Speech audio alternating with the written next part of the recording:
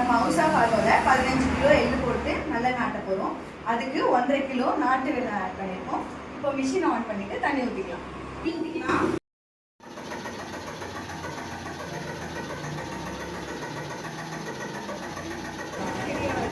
1 to 1.5 மணி நேரம் சாலிடாக ஆகிடும்.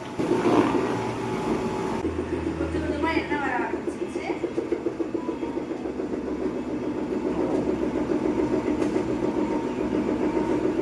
எண்ணெய் வர வரைக்கும் இந்த மாதிரி கல்லி விட்டுட்டே இருக்கும்.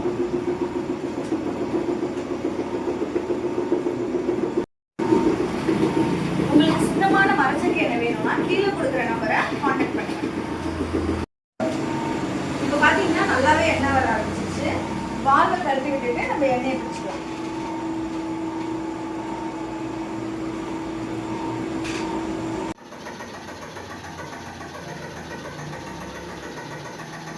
இந்த ஆயில் இப்போ அப்படியே சன்லைட்ல காய வச்சு எந்த ஒரு கெமிக்கலுமே இல்லாம இந்த மாதிரி பாட்டில்ல பேக் பண்ணி ஆல் ஓவர் இந்தியா ஷிப்பிங் பண்ணிட்டு இருக்கோம். அதுவும் அஃபோர்டபுள் பிரைஸ்ல. நம்ம கிட்ட மொத்தம் 3 விதமான எண்ணெய் இருக்கு. கடலெண்ணெய், நல்லெண்ணெய், தேங்காய் எண்ணெய்.